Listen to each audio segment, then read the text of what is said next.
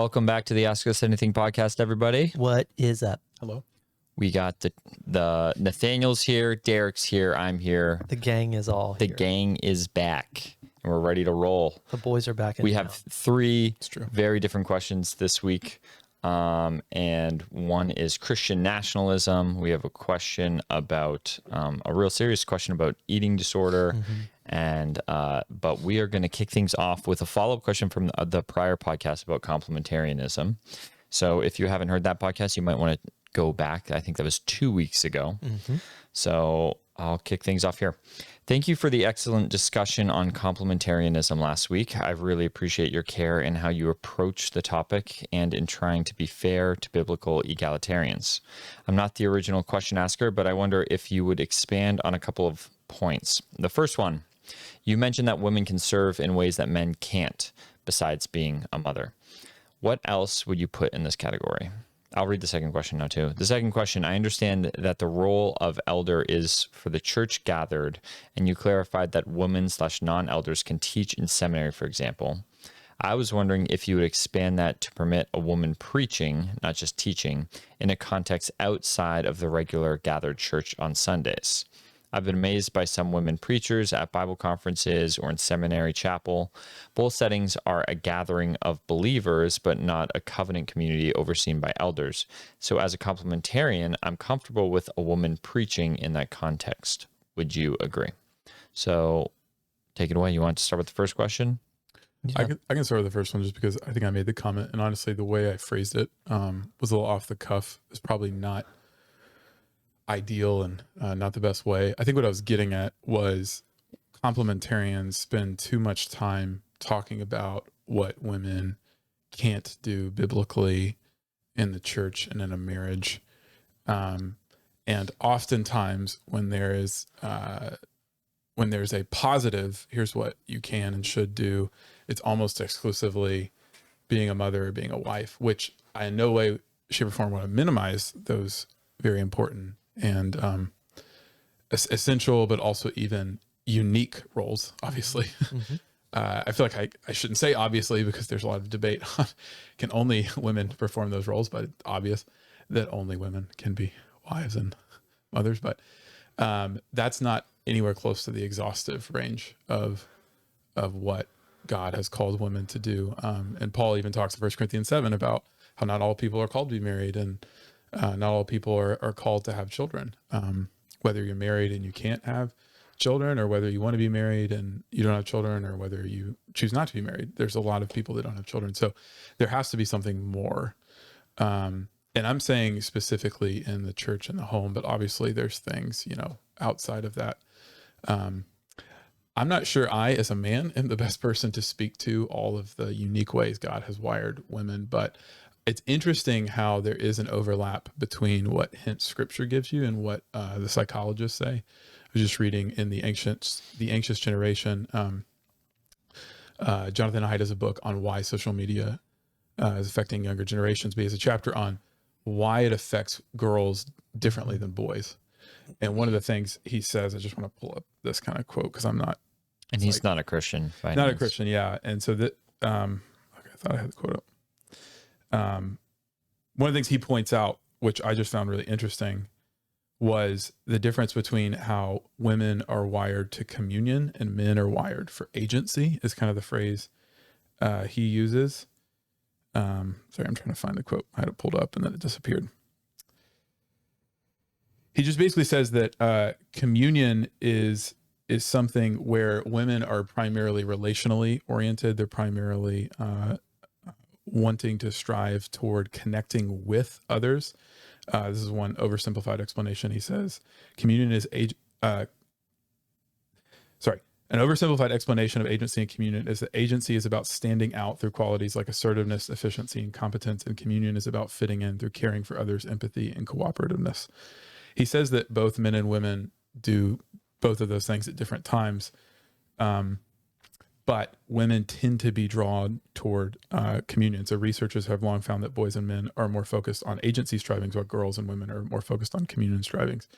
And the reason why he points that out is social media is primarily a communion-based thing, where you try to relationally connect with others. So I mention all of that to say in a confusing way that I do think women in general tend to be better cultivators and nurturers, and better listeners and better, again, a lot of this is very stereotypical and very generalistic, and I don't want to make some kind of dogmatic claim, but I do think there's something to just the notion of a gardener and the notion of someone who has more attunement to the nuances of the human person and listening and cultivating those things. So those are just a couple things that stick out. I was just reading just different research anyway, even on parents ahead of Father's Day. And all the research says fathers tend to focus on making their children independent. That's kind of like what they would see as a win, even if they don't cognitively recognize that or even explicitly state that.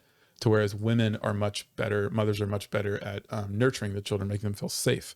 And again, that is not to say that only women do that and only men do that, but there is an interesting way that people are wired that I think psychology has even pointed out. And so I would just, again, that's not super helpful in terms of specifics of what women can and can't do, but I do think that it gives us a helpful grid from scripture and the social sciences, which show that there is a unique set of skills and wiring that's brought to the table that we need to be careful not to dismiss.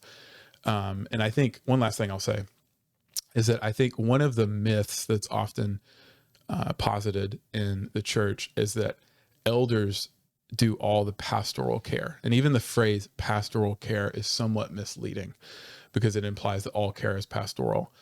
To whereas a lot of the work of caring and knowing the body and being priests to one another is done by the whole congregation. And so I say all that to say, you don't have to be an elder to practice pastoral care. You don't have to be an elder to listen, to have that counseling-esque function. You almost get the sense that it's better when the whole body is doing that, and that the whole body might even be better at caring for one another than the elders, in the way of counseling and listening and that cultivating aspect. That was all confusing when I said it out loud. But so part of it is when you said that there's things that women can do that men can't, you weren't speaking necessarily like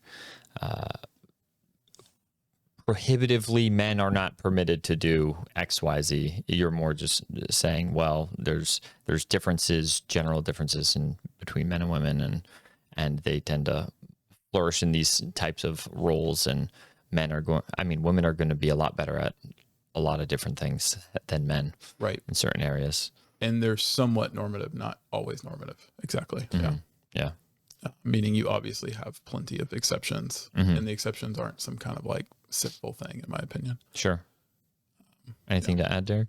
Well, I think, as I'm listening and just trying to maybe distill a little bit, I think maybe the way that, and correct me, Nathaniel, if you think that this is off in terms of what you're trying to say, but it sounds like in one sense that when we're talking about biblical complementarianism, and that was 2 episodes ago, and we went into a pretty lengthy treatment of that. But when you think about the role, if we want to use that word in particular, the role between, like at a church level, for example, elder, or in the home, when you're talking about the role of a husband or the role of a wife, those things are going to be unique, and they're going to be unique according to the way that God has established the structure or the headship, which is the language that, again, we've used in the past, or that you can see kind of mapped out throughout Scripture, which, again, I think we tried to do 2 episodes ago. But outside of those understandings of the role, so in other words, like in the home, the wife is not supposed to be or act like a husband or a father, and the father is not necessarily or can't function in the role, take over the role, if you will, of mother or wife in the home. Those things are unique. Those are things that God has established as part of the created order. But part of what we're talking about when we describe that is, and if I'm understanding what you were saying, Nathaniel, correctly, is that while those things are unique and they're they're God-given, God-ordained, God-ordered relationships and roles. There are some aspects where outside of those things, personality-wise, husbands or wives, for example, may do things, similar types of roles or tasks. Maybe that's a better way of even framing it, but they're going to do it the way that they have actually been wired. So they're like, again, as you were talking about psychologists and sociologists studying some of these distinctions, if the husband is going to do certain things or the father is going to do certain things that typically maybe we would see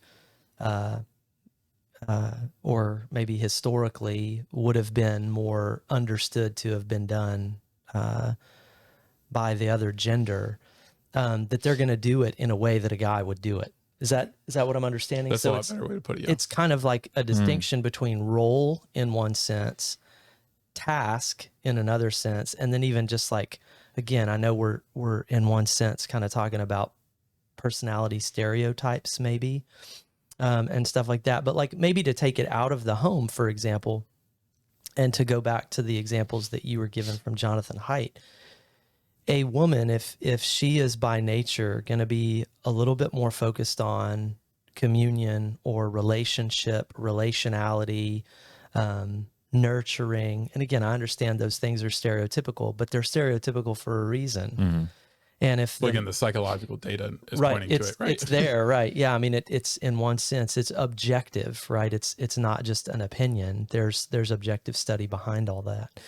But then if a man is going to do that same role, he might be stereotypically more focused on task, agency, getting it done, not necessarily as worried about the relational dynamics as much as he is just, quote, moving the ball forward. Right. But, and again, it's not to say, as you were describing, it's not to say that no man is ever going to be thinking about a relationship and no woman is ever going to be thinking about actually getting a task done. That's not the point. But the point, in one sense, as I think about it, is, and I think this is one of the things that our culture, in one sense, needs to really hear today, is that men should be a little bit more aware of their natural tendency. Yep. Right. But at the same time, they shouldn't necessarily try to do things the way that women do it, and vice versa. So like, I actually was listening to another podcast, and this is, it's maybe tangentially related to this description, but I was listening to a podcast recently. The title of the series is The Surprising Rebirth of Belief in God. And it's really good. It is really good. One of the people that they were interviewing, they were talking a little bit about how some of these things, again, overlap in how in our culture today, a lot of times the distinction between men and women is seeking to be taken down in every facet of life. And the two facets that this particular episode was actually talking about was around sexual relationships, and the other one was around the workplace. And in many respects, it was kind of like they were saying that historically, kind of what happened, especially in the West, is that as women began entering more and more into the workforce, they felt like, and have been in many cases even required to work like men. I'm using air quotes there. They're supposed to work more like men than they are women if they're going to, move up the corporate ladder and stuff like that. But again, part of what I think we're saying in and around this idea of complementarity is that it shouldn't have to be that way. Yeah.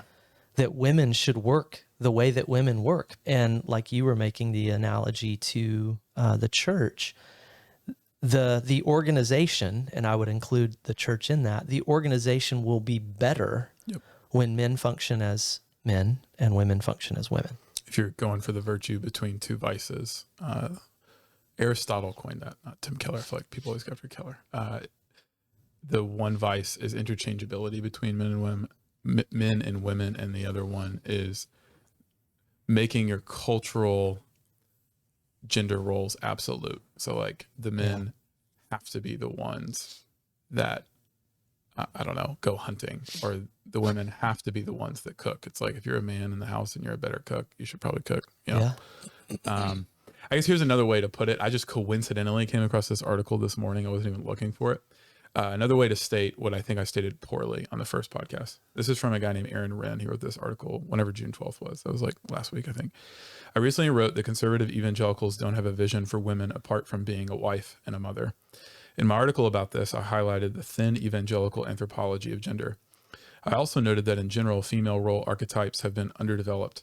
There are a slew of traditional masculine role archetypes like the king, the warrior, the builder, the priest, the hermit, the sage, the trader, the craftsman, etc., but the list of traditionally female archetypes are underdeveloped. Anyway, it goes on. The whole article is actually called Kathy Keller's Heroic Feminine, that he just kind of goes through 6 things about her story that give us the beginning of a picture of a distinct archetype. And so that's what I guess I was getting at, was more of a general, like, I don't think conservative Christians, I would say evangelicals, I do think Catholics have a little bit better of they've done a little bit more thinking, even if you disagree with the thinking on gender in general. Abigail Flavali, a lot of people, almost all of them like teach at Notre Dame. They've just been thinking about gender and sex in more critical ways for longer. Again, whether you agree with them or not, that is objectively true, that they've been thinking more critically about these kind of things. And so I'm just going to confess here, like I've not researched that very well. That's why I'm kind of partially stumbling, is I'm a part of the problem that Aaron Wren is highlighting, meaning I haven't thought about not just women, actually men. Like, what does it mean to be a distinctly godly man? You know, not just a godly human, but a godly man. And I think I've heard mostly the 2 extremes, like there's no difference, interchangeability, or like very, maybe this is unfair, shallow, like descriptions, like a good woman, you know, does X, Y, and Z. And they're usually very culturally specific. And I'm like, you know, like, I feel like there's got to be some kind of value. A language you've used, Derek, is in a very different context is, and maybe I'm blanking on the 3 Ps, but is like paradigms and practices. I think we need some helpful paradigms for what it means to be a man and a woman, but we often only get practices. Yeah. And I think the practices are less prescribed than we think they are.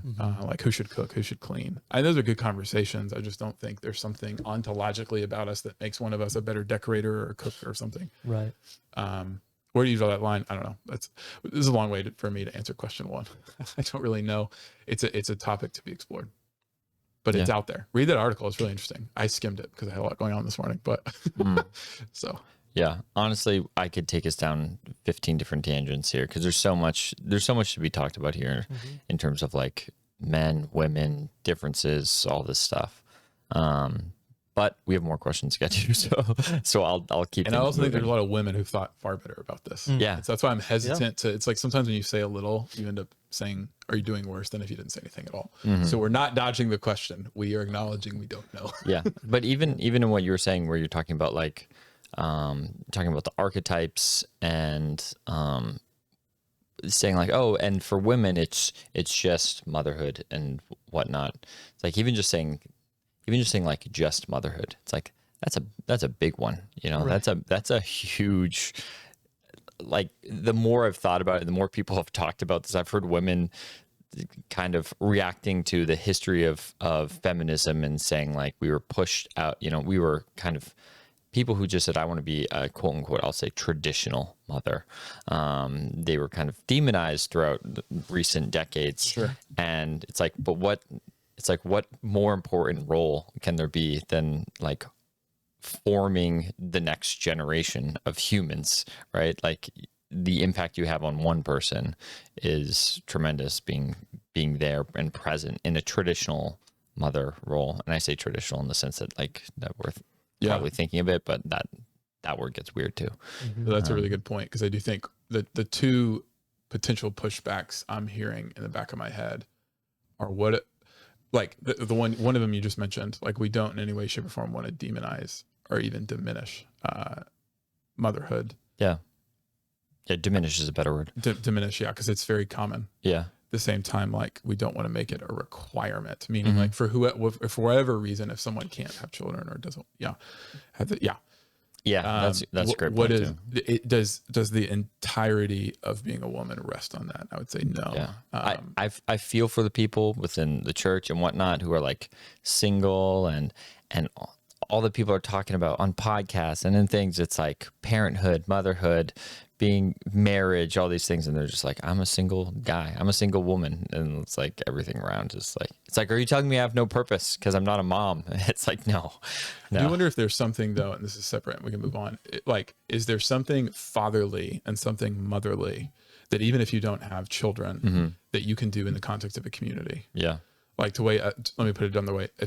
Do a single man and a single woman operate in terms of relational dynamics within the community in the exact same way? Or is there something deeper that a man might be prone to disciple a younger man in a different way than a woman might disciple a younger woman, if that makes sense? Anyway, different conversation. But. Yeah, I almost feel like in the way we've diminished, like it can be easy to diminish motherhood. It can be easy to diminish the role and responsibility of those who are single or without kids. There should be more conversation on this on our end and everywhere. Like, we should be thinking more about that because, like, half the people are basically without kids. So if we're focused on one thing, we're missing all the thought and discussion that could be had about such a large portion of the population. Yeah. Well, and I do think that highlights the importance of discipleship, right? Because I mean, one of the frameworks that I think a lot of times we fail to recognize is how the cultural mandate, which again, a lot of people would use to describe the language of be fruitful and multiply in the Old Testament, which, kind of aligns itself with the reality of becoming a father or a mother. It's not replaced, but it's deepened in one sense in the New Testament in the language of discipleship. And so one of the ways that if you have children that I should look at my children and the way that I try to raise them is by making disciples. But also if you don't have your own children, so if you are single, one of the ways that God has called all of us as followers of Jesus to invest in the next generation is in the lens or through the activity of discipleship. And so in many respects, I would just encourage you, don't wait to think about, once I have kids, then my purpose will really be met. Because again, you can meet the purpose that God has given you, whether or not you get married, have kids. Like the purpose is go make disciples of all nations. Yeah. So the Great Commission aligns itself right next to, it's a parallel track, if you will, to the reality of the cultural mandate.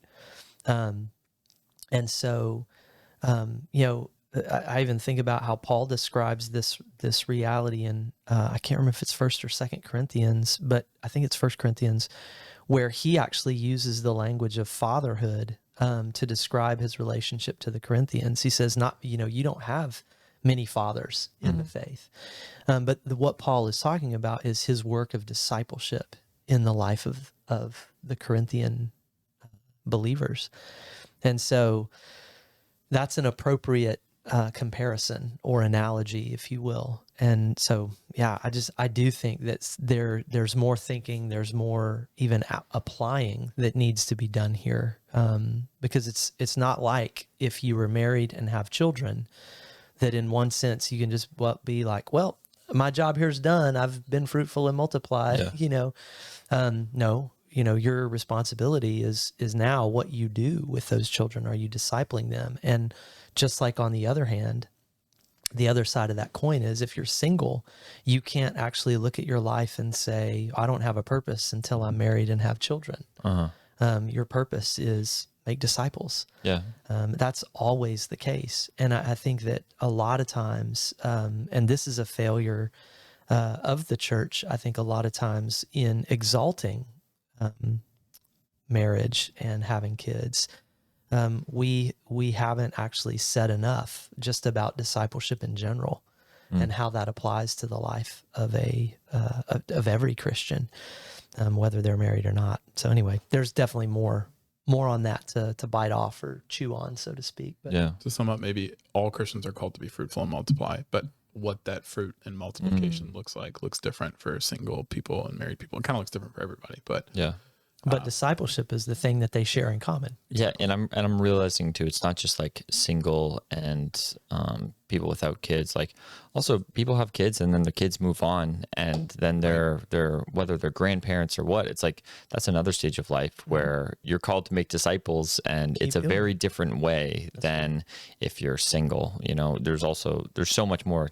Yeah, there's so much. We more don't try. I guess another lens is like, the life of a follower of Jesus is not to garner as much as you possibly can and build your name up. It's to multiply, to go outward, to give yourself. You are not your own, so you give yourself to all that you can for God's glory. Yeah. I miss it so much. I miss being in, I switched jobs like 8 years ago, and the one thing I miss is the opportunity for interaction with non-believers, because now I'm working from home all the time and whatnot, and I'll interact with people, but it's far less than every day in the office with different people and whatnot. And like there was some people in the office where, like, you know, there's one woman where she'd have like all these questions. She was going to church in Boston and she'd have these questions. So like we'd go in and she'd have her questions in the morning. Like we grab the breakfast and like she'd go through her little questions. And I'm like, you know, I just send her Tim Keller's sermons. I'm like, here's your homework. Listen to this. But like, I miss having that opportunity. And now, like we've been saying, it's like now my disciple making it's shifted to the kids. But like, man, if you're listening to this and you're single, don't like, you have an opportunity if you're single, you know, you have an opportunity where your time's not consumed with making disciples of your kids. It's like you have those around you that you can have an impact on, and it's a great opportunity. So Get excited for. Okay, moving on to the next question. I understand that the role of elder is for the church gathered, and the question was basically about what about the context of regular gatherings outside of churches on Sunday? So they're like, okay, seminary chapel, where they're saying it's a gathering of believers, but it's not a covenant community. Say it's a conference, or say it's something like that. What are your thoughts there? How do you draw the line? How do you draw the line perfectly? You know, I will say you probably have better thoughts on this than I do. I'll add an unhelpful comment. It's confusing because the Bible never talks about things like conferences. There isn't really a parallel to parachurch organizations. I'm not saying they're intrinsically wrong or seminaries wrong, but like seminaries didn't exist in the New Testament. Yeah, they really don't exist until, you know, I mean, you could debate when it started, but like, did it start with the rule of life under Benedict, or did it start with the universities in the Middle Ages? But the earliest churches did not have an equivalent to seminary. Right. And so that's why whatever we say, it's going to be a little murky. When I think, you know, again, I agree with that. There were no examples, or this practice wasn't common the way that it is today, or wasn't established the way that it is today. But I do think that maybe one passage of scripture that we could highlight here, which we talked about a couple weeks ago on the podcast, is the Acts 18 text, where I think it's really clear that you do have some form of instruction that is being done, like to Apollos, for example, in Acts 18, that is done by both Priscilla and Aquila. And so do I think it's okay? I can't remember exactly how the question was phrased there at the end, Matt. What's our perspective on it? I think was the way that the question kind of landed, but I personally don't have a problem with those kinds of things. I think it is different than the local church being gathered. And I think I even used as an example, you know, when I was in seminary, I took Genesis from Carol Kaminsky, and I think she's a great Old Testament scholar, really benefited from that class. Donna Petter, another Old Testament scholar that's at the seminary that I sat in and audited Exodus with her, and she's one of the greatest Ezekiel scholars that there is right now. So Can I ask a question about this? Maybe, like, I'm thinking about it and I'm like, obviously people would say it's okay to go to a conference and hear a non-believer speak about a topic, right? But then the question becomes, when you're speaking on, theology and things like that, is there a difference in terms of the audience as an audience member? Say I go to a conference and there's a speaker. Should I be perceiving what they're speaking differently in a less authoritative manner than when I'm when I'm coming to church on Sunday? Like, should I be sifting through that with a lot more care and trepidation, or thoughts on that? I think so. I think another way to ask this question, and honestly, maybe a more simple way to ask the question, I think it's a great question, a really, really great question. Don't hear me wrong. It's just maybe a different lens, but it's actually the same lens or similar lens is, would you permit a non-elder to teach at a conference? And I would say you should not, any avenue where you have to take some kind of binding agreement of vows. No. And so let's just maybe back up.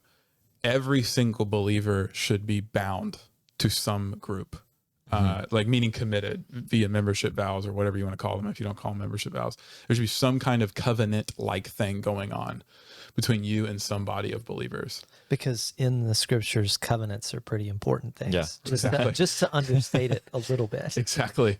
You need to belong, not just believe. Right. And wherever you belong needs to be an ongoing routine feeding from God's word that is authoritative and binding. Yeah. And if you think that those teachers are not being correct, you have an obligation to see that there is church discipline done against them. Every believer is required to do that. I think where it gets a little murky is there any context outside of the local church that that's the case? And I honestly, I'm not sure, because I haven't thought. The only case where I would say maybe not seminary, a seminary, is depending on the nature of the seminary.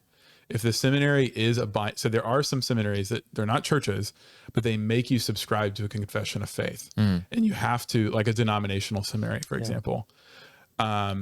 And in that case, like, they won't let non-elders teach theology and Bible. You actually have to be ordained to teach. Right. Be a Bible professor or a theology professor, but not, for example, a counseling professor, not, for example, a Greek and a Hebrew professor. Again, the lines here do get a little blurred. Yep. But are you teaching in a binding, authoritative way? So I think with the exception, like, because we went to Gordon Conwell, which is not a denominational seminary, they're not teaching. You don't have to subscribe to the Westminster Standards, but like if you went to Covenant Seminary or Westminster Seminary or Reformed Theological Seminary, those professors that are teaching Bible and theology have to be ordained. So maybe that's way too nitpicky of a nuance, but that's a helpful I think that's good. nuance. I do think the lack of clarity around this issue has more to do with ecclesiology than complementarianism, though. Totally. Because I think people have such a low view of the church. They don't think they need any kind of authority over them. Yeah. So yeah. Does that make sense? Yeah. Okay. It does. Yeah, and I mean, again, I think that's well said and described. I think that just as to kind of highlight something that Nathaniel just touched on, ecclesiology is probably the place. I guess if I had to pick all of the different areas of like theology today, where our generation or generations are weakest or most anemic, if you will, I think it's around the theology of the church. Because and part of this, like, to be honest, like, even as I've been doing more and more of my own research, even in my doctoral class and stuff like that, the part of this is what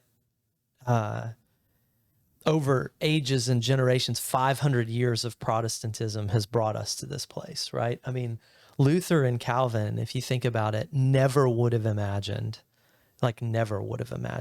the idea of there one day being the expressions of Protestant churches, if you will, that you could go to perpetually and never become a member. Right? I mean, like, that was just... And there are many churches today that have that practice, which, again, by the way, we're not saying you can't come and even just attend here, but we're going to encourage you to become a member either here or someplace else, because we do value and believe that that's what the scripture teaches.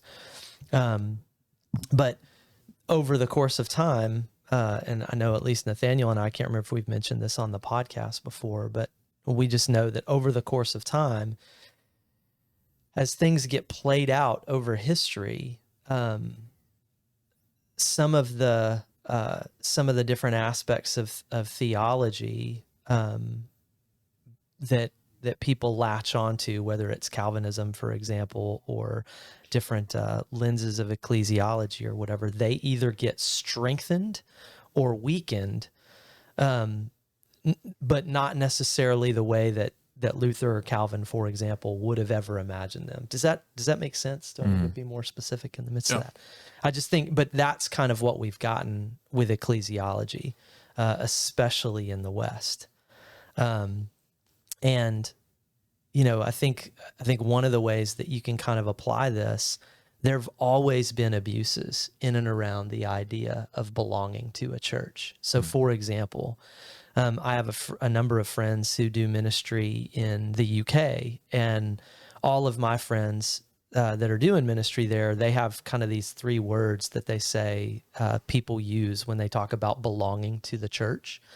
They say, yeah, people say they belong to the church, but what they really talk about is that they're hatched, matched, and dispatched by the church. That those are the 3 things that the church does. They baptize you, they marry you, and they bury you. So you're hatched, matched, and dispatched. But beyond that, your relationship with the church doesn't go any further.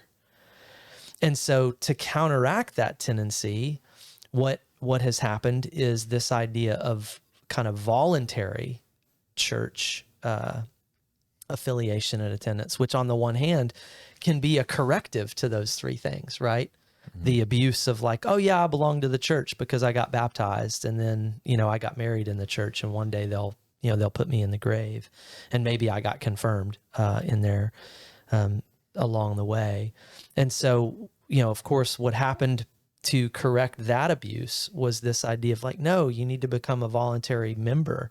But now that pendulum has oftentimes swung so far to where people are like, why do I need to become a member?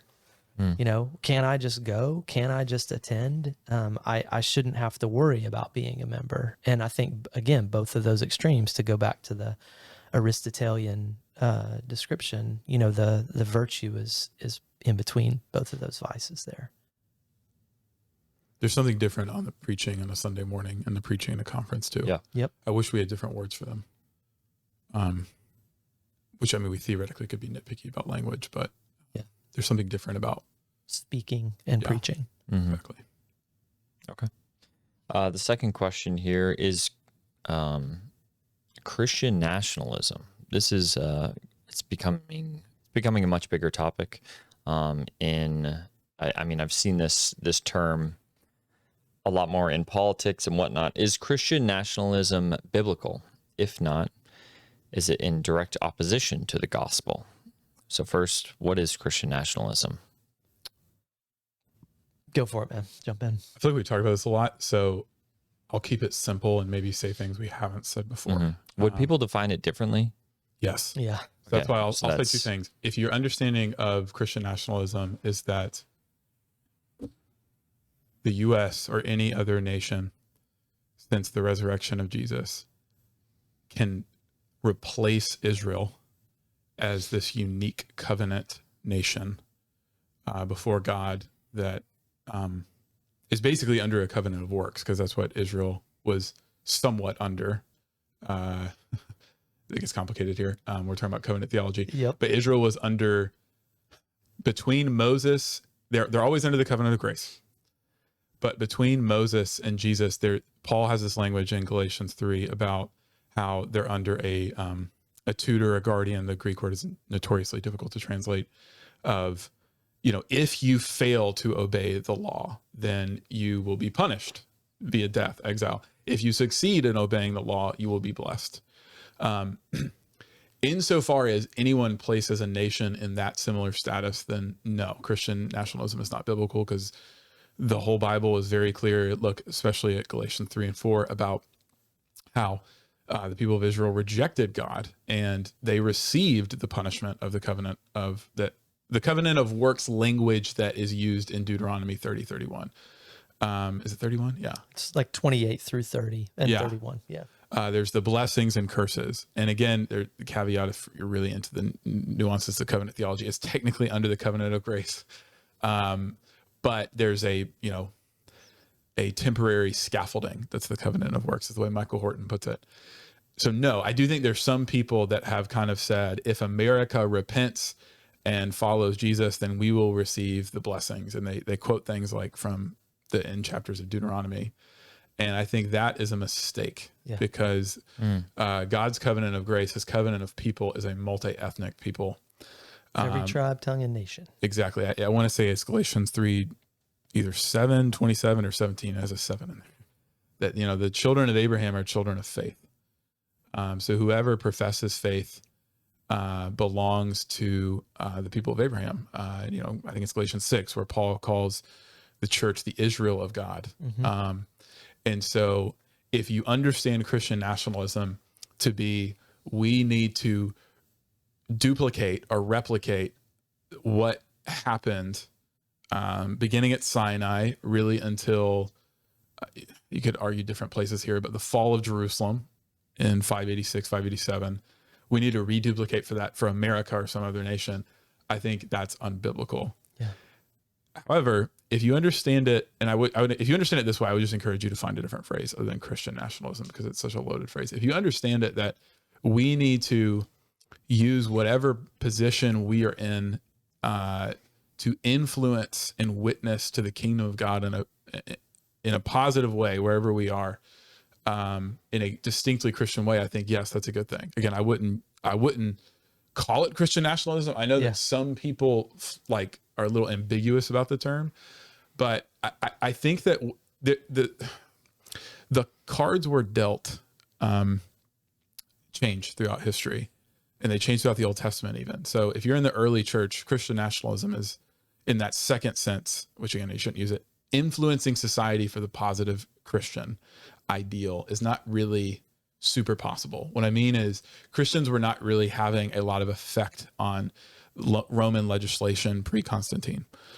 They were having an organic effect. Maybe you could say an organic effect, not a direct imperial effect. But when Constantine converts, and then Theodosius later converts, there becomes a different question, which is, now that the emperor, not just a president of a democracy, but the emperor is a Christian, what do you do? And so I'm fine in the second sense. If you want to say the emperor should attempt in a Christian manner to do things as Christian as possible, sure. I think where Christians have gotten in trouble in the past is they try to take up the sword in a non-Christian way. Or maybe another way to put it is they try to mandate Christian morals and non-Christian manners, or modes. I think, we could point to some political figures in the last 40 years in America that have done that. They've tried to do conservative values, but they do it in a very unethical way. And I would say that's not only is God wouldn't be satisfied in that, but it actually doesn't work. They might say something like the ends justify the means. Mm-hmm. And it's like, actually, no, not in God's economy. It doesn't. They're very much bound together. So can we, and Herman Bavinck and the neo-Calvinists talk a lot about this, should we always attempt to be leaven in the culture? And if the Lord gives us the card of, okay, your emperor, your king is a Christian, then yeah, you should try to be as Christian as you possibly can. But that's remarkably challenging, because we're never meant to be fully at home in this world. So when you read something like Martin Bucer's De Regno Christi, he's writing to the King of England about how to make Britain more Christian, because it had fallen into social decay, even though it was in Christendom. Like, the bishops were doing all kinds of crazy things. And I'm okay with that. But what I'm not okay with, and I think it's just naive to assume, is that we can just take and copy and paste Martin Bucer's writing and put it today, because we live in a different time. So on the one hand, I don't want to say Martin Bucer's wrong. He tried to do something we shouldn't have done, because it's like, if your king is a Christian, why would you not try to do some like Christian things? Why not try to say, all right, bishops, you shouldn't be stealing from your parishioners, and you shouldn't be trying to waste money and live in sexual sin like they were doing. Yeah, do that.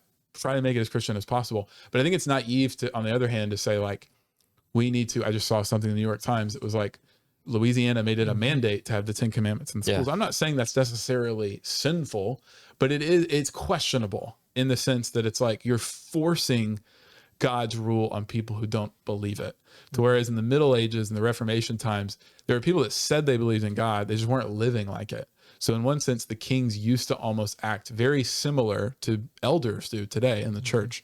And that's fine for them. But like, at least in the West, we are not in a predominantly Christian context. So the posture that we strike is one of witness. We need to be faithfully present. We need to be present within the halls of power, but we need to tamper our expectations and know that the kingdom of God is not going to come through our efforts. It's going to only come through Jesus's efforts. So we need to witness the king. We need to be salt and light. We need to do whatever we can to fight the work of the devil as far as it's found, but we should not do that in the sense of like, let's take power, let's domineer others, let's push other people down, let's force our beliefs on other people. We should always be trying to persuade, not domineer. Again, this is a much longer conversation, but I just wanted to give them maybe two different understandings I've heard. So no to the first, very, very, very, very qualified yes to the second. And I wouldn't use the phrase Christian nationalism. Yeah. I would use faithful presence. So like an extreme would be, we need to have a theocracy in which we then will have the power to pass legislation. You must be in church on Sundays, or it's a capital punishment, right? Like there's an extreme to this, and then but then there's also a more qualified. Well, we should be having discussions on like the objective morals that are true, and use that when communally passing legislation and having Exactly. trying to use those Christian objective morals to influence our decisions when we need to be legislating. to that point, we need to be super respectful of other people and their traditions, but we don't need to leave Christianity at the door. Like we don't need to force Christianity on other people, but we don't need to leave it at the door. Because the reality, I guess maybe the story behind what I've said is there is no neutrality. There is no view from nowhere. So someone might say you need to leave Christianity out of government. And of course they should be separate, church and state. But like to say, what is a human being for? You can't have some kind of neutral, disembodied opinion on that. That's right. And so like, I'll just give one quick example. If 100 years from now, transhumanism becomes really possible, which it almost undoubtedly will, and there are people that are arguing that everyone should merge their conscious with AI or something. Again, I don't know the specifics, and I don't want to go down rabbit holes. Transhumanism being basically blending. The philosophy of every person that runs an AI company. But yeah, the idea that the next stage in human evolution is that we are to transcend death. By merging our consciousness. Oh, interesting. Yeah. Again, it's not possible yet, but I mean, Elon Musk talks about this. What's the guy head of OpenAI? Sam. Forget his last name. Yeah, I know who you're talking about. But yeah, a lot of these founders, like a lot of the philosophy of life of Silicon Valley is transhumanism. So here's a case study. Sam Altman. There it is. That's it. We need to not just be like, okay, you can bring your transhumanism and force it on the public square, but we'll just shut up and stay quiet. It's like, let's talk about in this public square, which view of the human makes the most sense. And we could put our view forward, and we shouldn't be silent about our view, but I don't think we should like domineer other people that disagree with us. Again, how that works out in practice is much more easier said than done, for sure. But does that make sense? Sorry, that's an extreme example. I think I'll shut up after this. One of the things that Tom Holland in the podcast, which by the way, everybody should listen to that podcast. It's fantastic. That you mentioned earlier, Surprising Rebirth Belief in God. One of the things they pointed out is that we are running on borrowed capital of Christendom. And so most secular people operate under Christian values. And what we need to basically say is not that Christians shouldn't be absent from the public square. Christianity is already in the public square. The question is, you have non-Christians advocating for very Christian ideas like human rights. So I want to say, yes, let's keep advocating for human rights, even if we might disagree with our secular neighbors on the basis for that. Sorry, I interrupted you, but no, it's fine. So I think one of the things, and I love the distinction that Nathaniel began with between what is typically described as Christian nationalism, kind of in its extreme form, and then, like he said, choose something else to be the description of it. If what you're talking about is not the assumption of, God has this special call that he's placed on Israel and or America, but rather if your perspective is, let's engage in the public sphere, let's try to leaven society, pick a different phrase. That's not Christian nationalism. I think another way of maybe thinking about this that I've been kind of mulling over for a while, and like Matt, you a minute ago, you described this under the lens or the auspices of theocracy, which I think is a potentially appropriate way of thinking about the way that a lot of people kind of just naturally think about the idea of Christian nationalism. Another word that sometimes gets used, it's kind of related to it, is the word theonomy. And it's just the combination of the word God, theos or theos, and then the word for law, the Greek word for law, nomos. So theonomy is like God's law. And the assumption within theonomy, I think, in many respects, takes you to kind of what you would typically think of as a Christian nationalistic place. It's this idea, like Nathaniel was trying to outline. If we could only go back and have, what we need to do is we need to have the same kind of experience that Israel had between Deuteronomy 28 and 30, where God put them on two different hills and in essence said, this half of the people shout the blessings of the covenant of works. This half shout the covenant or the curses of the covenant of works, and choose. Take your pick. Which it didn't work out well for them. It did not. It didn't work. And we, I think of all people as followers of Jesus, we should know that the law is never going to change a heart. You can't win a heart by the law. As Nathaniel pointed out, read Galatians and pay a special attention to Galatians 3 and Galatians 4. But all of that to say, like, let's get practical here. Part of what I think Nathaniel is describing, we've tried to use the phrase faithful presence. We use that phrase very frequently to describe the way that we hope to try to leaven our culture. Another way of thinking about this, and like Bavinck and Kuyper, a lot of the Dutch reformers, thought, I think, pretty well about this, though again, we still can't take what it was they were trying to do in the Netherlands and just replicate it in 2024 because it's a different period of time. But like one of the phrases that gets thrown around a lot of times by neo-Calvinists is the idea of principled pluralism. So how do you live with biblical principles, but in a pluralistic society? And I think that's a good way of kind of framing this. So like, if that's kind of a level or a layer, maybe a paradigm to think about, underneath that, some of the principles that the way that you could think about enacting this, if you have a believer that is in some way, shape, or form in power,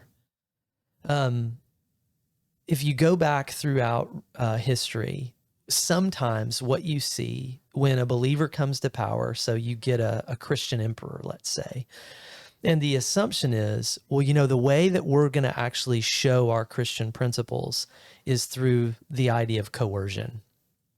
We are going to coerce people to be baptized, to follow the way of God. And you can, it's kind of, again, it's like a choose this day whom you will serve kind of moment. But like, I even know part of the Ukraine, the history of Ukraine, for example, since my wife and I did missions there was a situation where that happened. And it was like, you will either be baptized or we're going to kill you.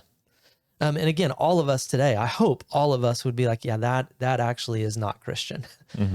So like the idea of coercion, or you could even imagine the idea of extinction being one of the ways that you could coerce, right? So if coercion becomes one of the means by which you can do that, one of the ways that you could coerce is the idea of, I'm going to actually kill you if you don't do this. The other way that you can coerce is actually to suppress. Right. So we're going to, even though you disagree with us and we're in power, we're just going to suppress or oppress you. And we've seen that take place throughout history, where you become, in essence, a conquered kingdom within your own land. I mean, you can think about how Rome did that, for example, to the Israelites. Well, neither one of those experiences or expressions of coercion, either extinction or oppression, is principled pluralism. The place that principled pluralism, I think, leads you to is not coercion, but persuasion. Like the thing that you have to try is, like, should you actually enter the public sphere or the public square and argue for biblical perspectives on things? Yes, definitely do that. But do it from the posture or a posture of persuasion, not a posture of coercion. Even if you are in power, you do it from a posture of persuasion. And this is one of the things that I think we would all agree with. Like, our culture has just lost its capacity to try to persuade. The only way that we feel like we can interact with other people is by trying to put them down, put them in their place. And I think that, again, and a lot of times when you think about Christian nationalism, the way that it is, I think, very popularly described, that is the mentality. It's not persuasion. It's like, let's get back in power and let's coerce.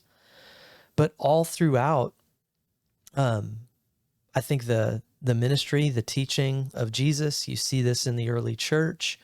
And I think it's the way that we're called to live today. And I think the Dutch reformers, in many respects, I'm not saying they did a perfect job at it, but that seemed to be the way that they tried to lead. And I think there's much for us to learn in a situation like this in our day and age. But again, if we're going to describe this idea of how can we leaven society, if that's what you mean, how can we leaven society as Christians? I would just encourage you, like Nathaniel is saying, don't use the language of Christian nationalism. I just don't think it's helpful.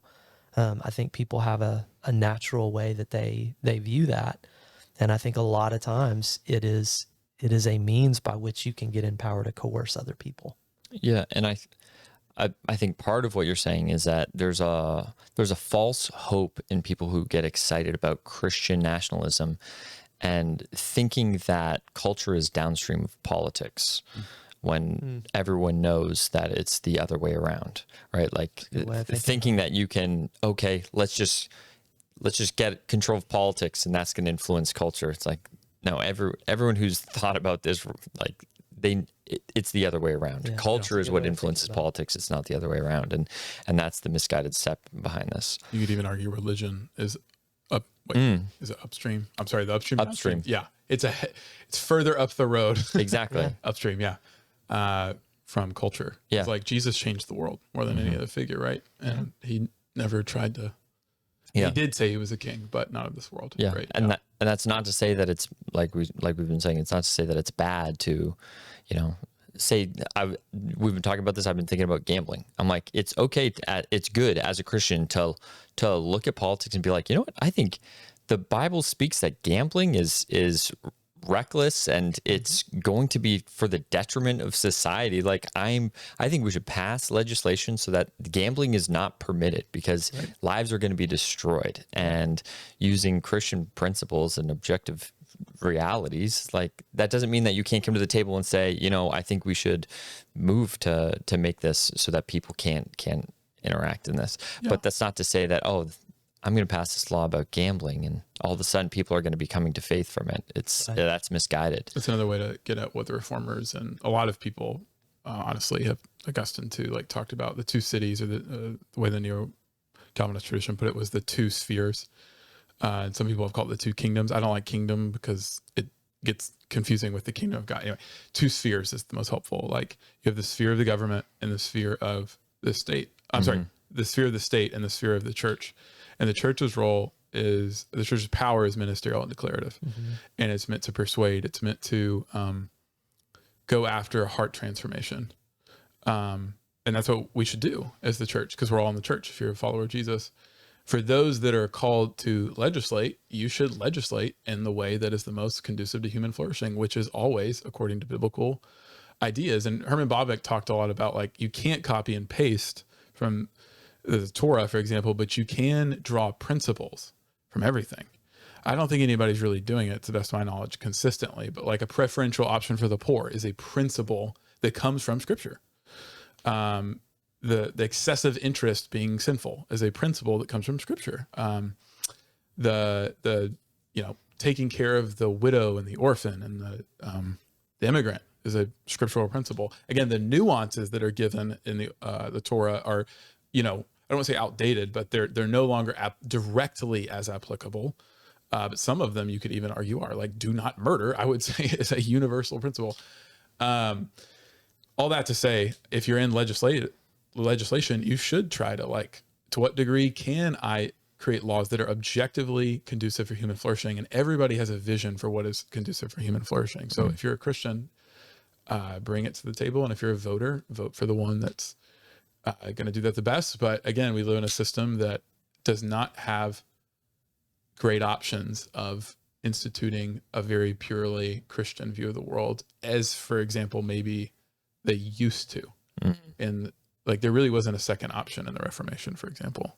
It was like they looked to the Bible, to whereas today, like, one candidate might take a few things from the Bible and another candidate might take another. They may not say they're taking it from the Bible. That's what they're doing. They may take some of the borrowed capital from Christendom, but rarely does anyone take it all and get there. I'm ranting, but this made me think too that like there's nothing in politics that can stop the church from flourishing at the same time. It's like, on the one hand, I was thinking, well, okay, so what are things? Okay, we should be promoting an environment in politics where people can express their religion freely and openly. And I'm like, that's a good thing. And I'm like, but you know what? Even that isn't going to be. Look at the church in China. Look at the church in places where the gathering is not permitted, and you'll still see the church flourish in those areas. Absolutely. It's good. Cool. All right. I think we can squeeze in this last question here. The serious question here. Someone writes in and they say that they're struggling with an eating disorder.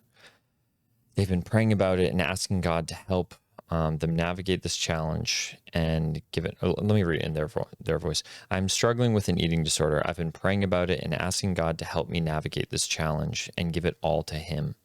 I think I'm holding back from truly giving it to God.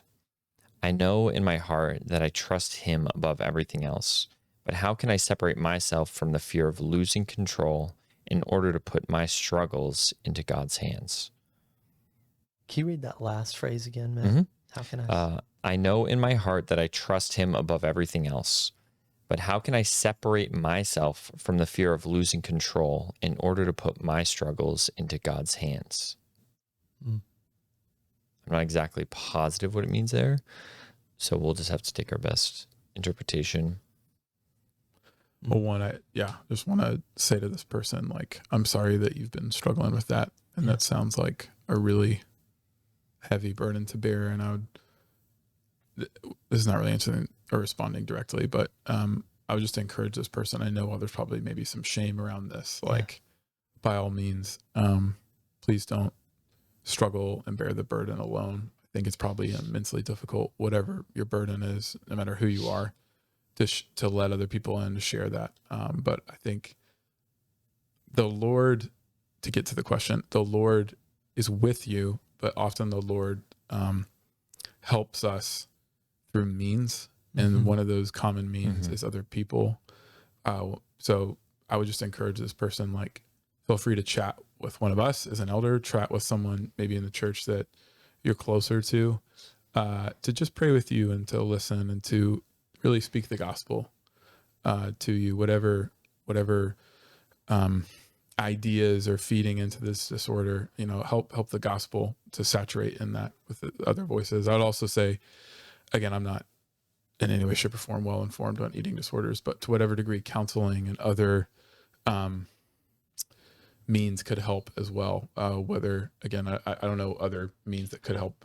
I don't know if medication's used and these kind of things or not, but I would just say I'm not saying this person is, but for anybody who is thinking that, like, it's either only God in prayer or, Professional services. Services, or just all kind of external help. I would say God often does work through that, and by all means pray. By all means, the Lord can work directly, but I would just encourage this person: you are loved by God.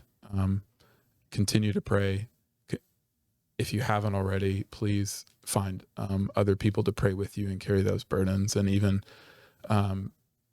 let the Lord work through these other external means as well. Again, not saying that then will make all the problems go away, but again, it's hard to respond to questions like this sometimes when you don't know any of the details other than what was just read. Yeah.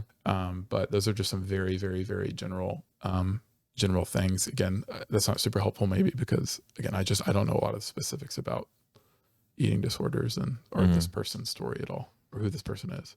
Yeah. But we're more than happy to chat with the person and even maybe give references to others who might be able to help.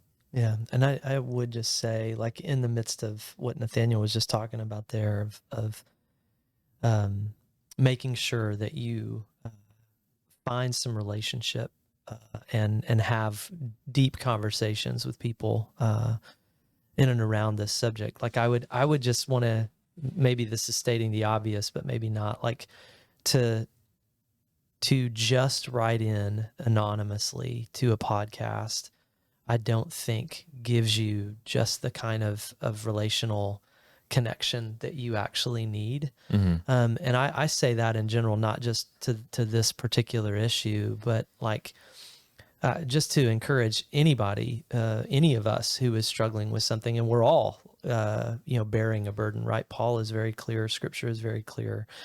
That every single one of us is bearing some kind of weight. We all need to cast our cares both upon the Lord and then have others carry those burdens alongside of us, and in this way fulfill the law of Christ, like Paul says in Galatians. So even if there's a real sense of shame around this issue or whatever the other issue might be for other listeners, like, be willing to be known. I just want to encourage you in that way, like actually have a conversation with somebody, a pastor, an elder, around this issue, so that people can just love you and walk with you in the midst of this. And I do think, probably even as this writer knows, I think that with any form of manifestation of kind of hurtful behavior, any form of self-harm that we do to ourselves, there's something that is lying beneath it. And so again, just to talk again about what Nathaniel mentioned, like, be known to a pastor, be known to an elder, seek some professional help in and through this as well, because I think they'll help. These people will hopefully ask some good questions and help you kind of understand what's not just at the surface level of this, but what is really kind of getting at the root. And it seems like this person even knows that there's something beneath it. And I just think having conversation with other people is really helpful to expose that or to bring that to light.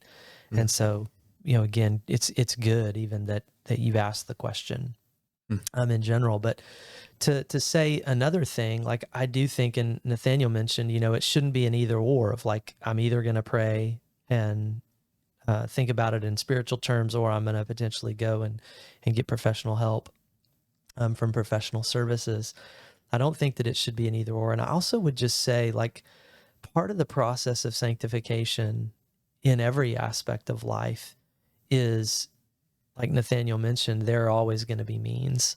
And we should never get this mentality of like, well, if I pray about it long enough, it's just going to go away, right? That actually may not be the case. That is possible. There are moments, I think, in people's lives where God does deliver that way. But I've heard this great phrase before, that deliverance doesn't rule out the need for discipline, nor does discipline rule out the need for deliverance.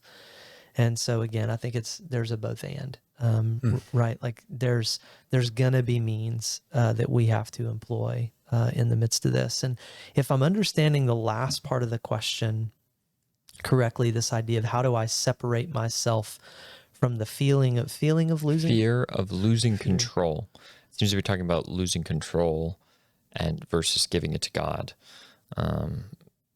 Right. And again, if I'm understanding this correctly, I think, and again, I'd love to have more of a conversation with this person and maybe try to understand the nuances of what this question means. But if I'm understanding it correctly, or as insofar as I'm understanding it right now, I think anytime we come to God with anything, any aspect of ourselves, I think it's all about losing control.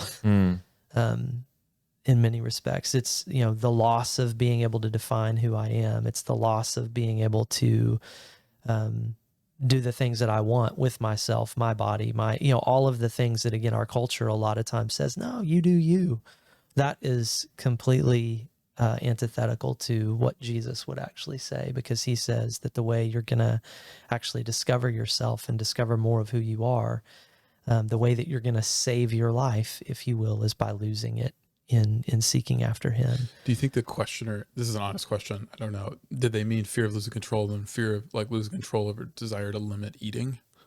That's where I don't know. Yeah. Because there are two different types of, two general types of eating disorders. Yeah. Fear of losing control in order to put my struggles into God's hands. How can I separate myself from the fear of losing control in order to put my struggles into God's hands? Yeah. Anyway, sorry, keep going here. No, I was just thinking are they mean controls and I want to control my life, or I don't know. I want to exercise discipline. I don't know. I don't know. Sorry. I'm wondering that same thing too, but I do just think that if you mean, how do I really give myself over to God fully and completely in the midst of this, and I'm kind of afraid of what that would mean. I think that honestly, that is the process of sanctification and growth, right? I don't think we ever get to a point this side of glory where every bit of us is totally and completely surrendered to Jesus. I think that's an everyday reality, right?